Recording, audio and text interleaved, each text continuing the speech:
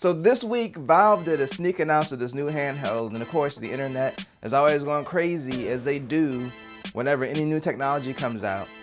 So without further ado, let's just go ahead together as a people and take it out.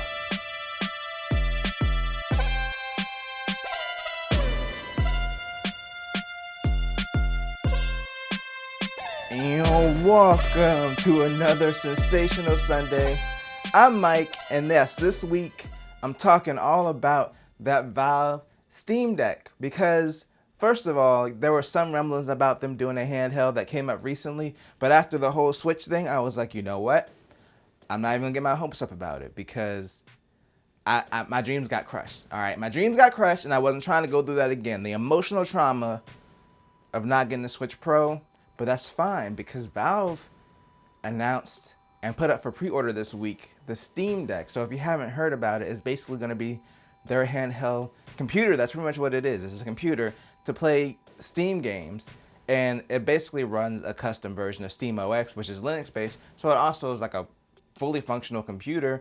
You can even install Windows on it. And the specs are pretty good. It's pretty much like a little mini laptop. Like it has a custom Ryzen chip that's based off of Zen 2 architecture, the same as the PS5, and the Xbox Series X, of course, is not going to be that powerful, but they said the power is going to be around like the PS4 or the Xbox One. And the screen is only 1280 by 800 resolution. And so if it's the power of like a PS4 or an Xbox One, but it's only putting out around 720p, that's actually going to be really good. It's actually going to be able to play AAA games. IGN actually did a hands-on of it, and they were playing Death Stranding on it, and like it was running fine.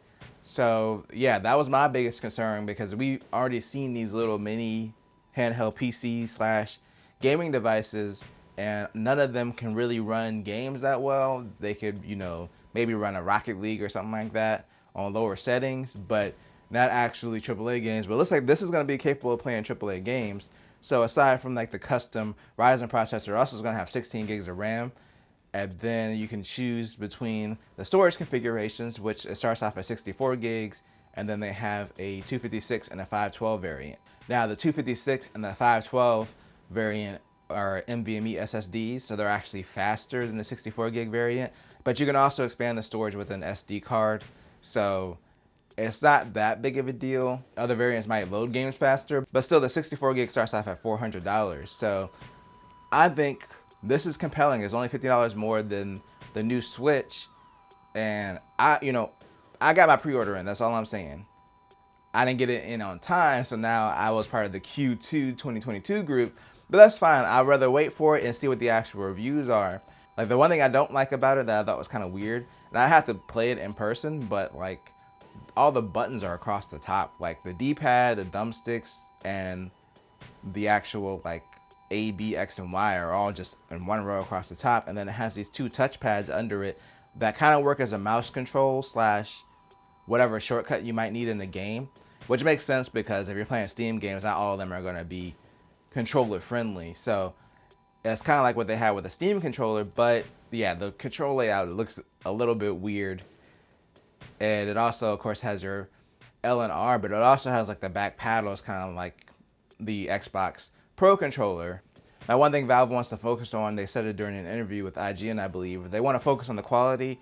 They want the components to be really good so that you don't have issues like joystick drift, like the Nintendo Switch suffers from because they use cheaper components. So that's one thing that I'm glad to hear, but I do trust Valve as far as their hardware. They don't really make hardware that often, but everything they've made has been pretty high quality. Now, whether it's been good or not, that's kind of going to be an opinion. Like a lot of people didn't like the Steam controller, but I never heard about anything breaking or anything like that. It seems like they actually take time to make good hardware. In fact, the hardware is already so good, even though it doesn't come out until December, that it's already selling for $4,000 on eBay. So Scalpers are already out there. Like I said, the world is crazy.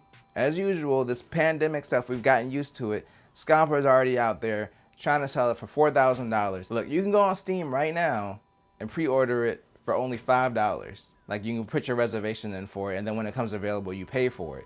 So I don't know who's gonna be up here buying like a $4,000 pre-order for something that hasn't even come out yet that literally only costs $5 to pre-order it.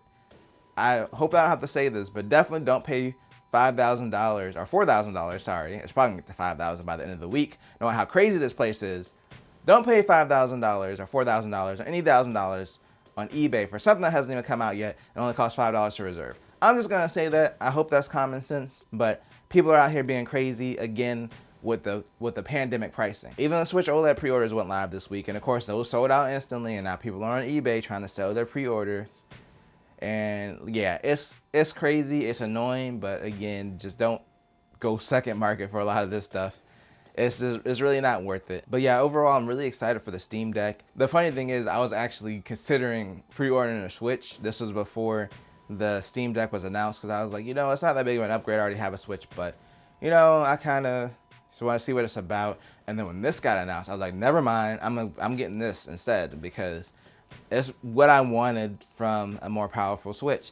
And also, it can do, technically in docked mode, it can do up to 8K. I mean, you're not going to be playing games at anything above like 720 realistically. Maybe you can get 1080 out of that thing, but I don't expect the hardware to be powerful enough to really game on desktop at higher resolutions, but it can do 8K out up to 60 hertz. Valve's gonna come out with their own dock for it, but you can literally use any USB-C dock like you would use for a laptop and pretty much turn it into a computer. That's another thing that's kind of cool about this. This could be someone's like primary computer / gaming device. And like I said earlier, you can install Windows on it if you want to. So yeah, this was just a more compelling product to me. Now, do I think realistically like Valve's Steam Deck is gonna hurt Nintendo's sales? No, because it's a completely different device. Like, you're buying a Nintendo device because you want to play Nintendo games. This is the ultimate versatility as far as playing PC games on the go that we really haven't seen in any official product before. Like I said, these devices kind of exist already. They just haven't been as polished as it seems like what Valve is doing, and they really haven't been at a good price point where they've been worth buying. In my opinion, they're usually like $700 to $1,000. So for Valve to come out with one at $400 that looks really polished, that's really going to change the game as far as portable PC gaming. So in conclusion, I'm really excited about the Steam Deck. Don't pay $4,000 on eBay for a $5 pre-order, and I'm interested to see what it's like when it actually comes out. But that's going to be all for me today. I'll be back on a wonderful Wednesday to talk about this new contraption that's in my house. But until then, if you enjoyed this video, then make sure to tell a friend, tell a coworker, like, share, and subscribe, and always do at least 2 things at the same time.